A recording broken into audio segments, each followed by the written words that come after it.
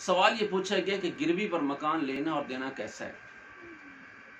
اس کا جواب یہ ہے، جو تو طریقہ ہمارے پاکستان میں خاص طور پر پنجاب میں رائج ہے اور دن بدن تیزی سے بڑھتا جا رہا ہے اور وہ رواج پکڑتا جا رہا ہے اور لوگ اس میں ملوث ہوتے جا رہے ہیں، وہ طریقہ یہ ہے کہ ایک شخص کو مکان کی ضرورت ہوتی ہے، وہ بجائے کرائے پر مکان لینے کے وہ مکان گروی پر لے لیتا ہے۔ اس کا طریقہ کیا اختیار کیا جاتا ہے؟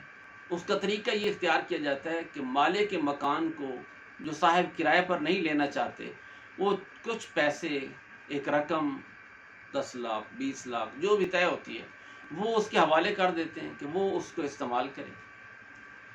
یہ مکان اس کے استعمال کرنا شروع کر دیتے ہیں۔ یہ عام طور پر ہمارے ہاں پاکستان میں رواج ہے۔ دوسری ترتیب یہ چل رہی ہے کہ آپس میں اس بات کا مشورہ کر لیتے ہیں کہ میں کرایہ تو کچھ لوں گا، کیونکہ کرایہ کے بغیر تو نہیں دے سکتے، جائز نہیں ہے، لیکن یہ تھوڑا بہت ہم کرایہ طے کر لیتے ہیں۔ اب مثال طور پر 20,000 کا مکان کرایہ پر وہ چڑھ سکتا ہے، یا وہاں کے علاقے میں جو اس کا کرایہ بنتا ہے وہ تقریباً 20,000 ہے۔ یہ مالک کے مکان کو 10 لاکھ روپے دے دیتا ہے اور ساتھ کہتا ہے میں 1,000 روپیہ آپ کو کرایہ بھی دیتا رہوں گا۔ آیا شرعاً یہ کیسا ہے؟ یہ دونوں طریقے حرام کے ہیں، اس وجہ سے کہ دونوں طریقے سود کے ہیں۔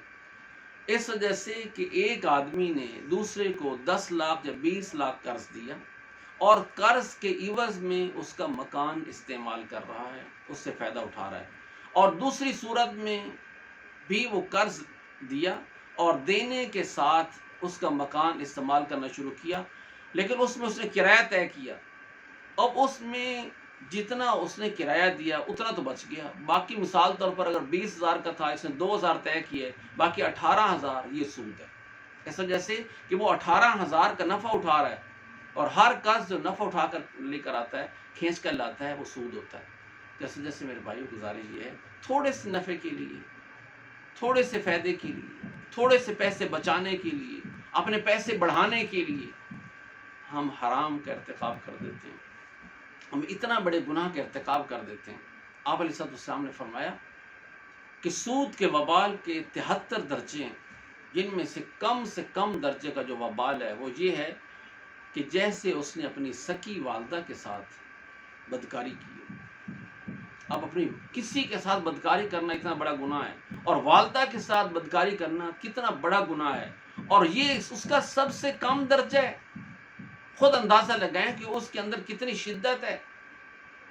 تو اس وجہ سے خدا را ہم اس سے توبہ کریں، اگر کسی نے کیا ہوا ہے تو اس کو چھوڑے اور صحیح معاملات طے کریں۔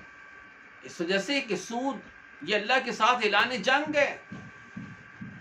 اللہ جل جلالہ خود فرماتے ہیں وَذَرُوا مَا بَقِيَ مِنَ الرِّبَا إِن كُنتُم مُؤْمِنِينَ، ربا چھوڑ دو، فَإِن لَمْ تَفْعَلُوا، اگر نہیں چھوڑتے، فَأْذَنُوا بِحَرْبٍ مِّنَ اللَّهِ وَرَسُولِهِ، پھر اللہ اور اس کے رسول کے ساتھ جنگ کے لیے یقین کرو کہ جنگ۔ ابن عباس رضی اللہ فرماتے ہیں کہ آپ علیہ السلام نے فرمایا قیامت کے دن سود کھانے والے سے یہ کہا جائے گا خذ سلاحک للحرب، اسلحہ پکڑو جنگ کرنے کے لیے، اس وجہ سے کہ تم نے جنگ کا اعلان کیا تھا۔